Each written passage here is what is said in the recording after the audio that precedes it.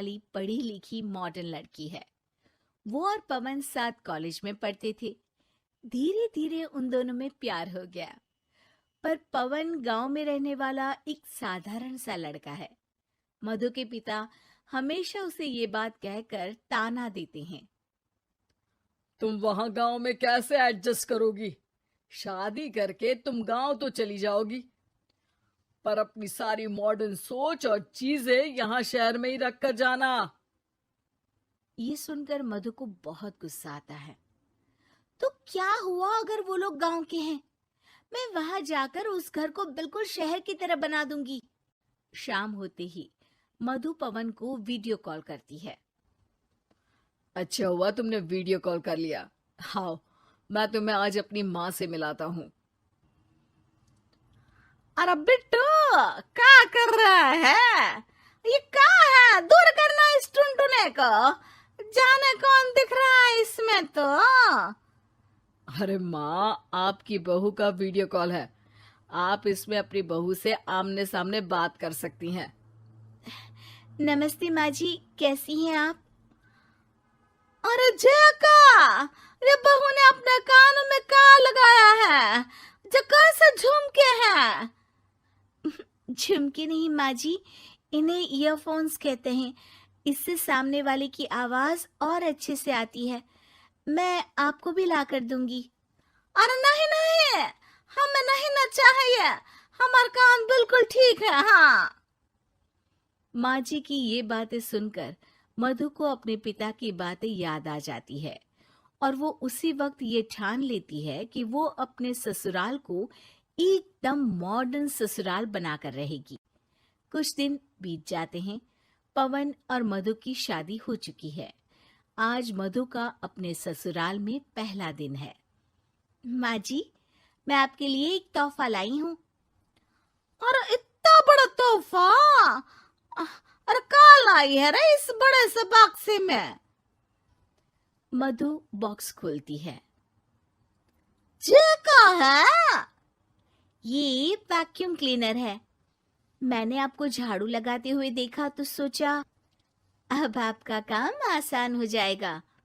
अरे वाह बहू वाह, तूने मुझे झाड़ू लगाते हुए देखा तो तू मेरा हाथ से झाड़ू लेकर खुद भी तो लगा सकती थी ना। पर नहीं, तूने तो जे मशीन लाकर मेरे हाथ में दे दी कि यह काम हमेशा मैं ही करूं। ये आजकल की शहरी छोरियां बिल्कुल नहीं बदलेगी। मधु को मन ही मन गुस्सा आता है, पर फिर भी अपना गुस्सा भूलकर मधु माँ जी को वैक्यूम क्लीनर इस्तेमाल करना सिखाती है। अगले दिन मधु सुबह उठती है तो ये आंगन में से कैसी आवाजें आ रही हैं? मधु दौड़ती दौड़ती आंगन में जाती है और देखते ही चौंक जाती है। अरे माँ जी, ये आप क्या कर रही हैं? और वो कहा है ना, सुबह मैं जब कुएं से पानी निकाल रही थी तो मेरे कान की बाली उसमें गिर गई थी। तो ये तेरा वैक्यूम ना सारी चीजें अपनी तरफ खींच लेता है ना, तो मेरी बाली भी तो निकाल ही देगा। उसी की कोशिश कर रही हूँ, पर न जाने क्यों अब ये चालू ही नहीं हो रही तेरी मशीन। अब वो चालू होगी भी नहीं। पर अब कुएं में से पानी निकाल क्यों रही थी? अरे कमाल करती हो ना बहू। पीने के लिए पानी क्या तेरे मायके से लाऊं मैं? अरे कुएं से ही तो निकालना पड़ता है। हाँ, पीने के लिए पानी, और वो भी कुएं से। मधु दिमाग लगाती है और थोड़ी ही देर में घर में वाटर प्यूरिफायर लगवा देती है। ये देखिए माँ जी, इसमें बस एक बार पानी भर देंगे तो नल में पानी साफ होकर बाहर आएगा। अरे वाह रे बहू, ये तो बहुत ही बढ़िया चीज है। रात हो जाती है। मधु जैसे ही प्यूरिफायर का नल चालू करती है तो वो अचानक से फट जाता है और सब जगह पानी पानी हो जाता है। अरे ये क्या हुआ? ये क्या हो गया? मैंने तो बस इसमें उबला हुआ पानी डाला था, ये इतनी जल्दी खराब हो गया। अरे ये सारी शहरी चीजें सब ऐसी ही होती है कबूरी। क्या आपने इसमें उबला पानी डाला था? हाँ तो फिर पानी तो तभी साफ होगा ना जब उसे उबालेंगे। ये मशीन का कोई जिन है जो हमने जो बोला वो कर देगी है? मधु को बहुत गुस्सा आता है। इस तरह तो मेरा अपने ससुराल को मॉडर्न बनाने का सपना अधूरा ही रह जाएगा। नहीं, मैं इस तरह से हार नहीं मान सकती। थोड़े ही दिन में मधु पूरे किचन को मॉड्यूलर किचन में बदल देती है। अरे वाह बहुआ, इतनी सारी अलमारियां!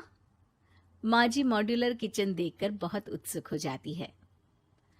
ये बक्सा का है? बहू ने शायद गलती से इसे यहाँ रसोई में रख दिया है, पर है तो ये बहुत ही बढ़िया।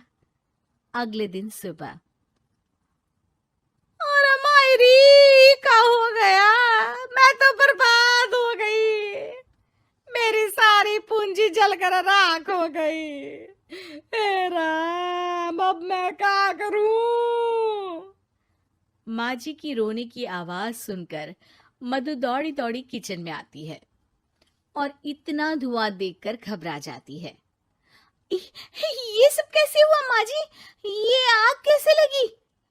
ये सब तेरा इस मॉड्यूलर किचन की वजह से हुआ है, और ऊपर से तूने तिजोरी जो रसोई में रख दी थी, मैंने जैसे ही अपने गहने और पैसे इसमें रखे और बाहर से इस ताले को घुमाया, ये तो 5 मिनट में ही आग बबूला होकर फट गया।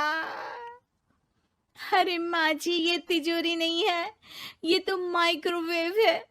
इसमें गहने नहीं रखते, खाना गर्म करने के लिए होता है ये। और ये जो आपने घुमाया ना, ये ताला नहीं है, आपने इसके टेम्परेचर को फुल कर दिया, इसलिए ये फट गया। माँ जी और जोर जोर से रोने लगती है।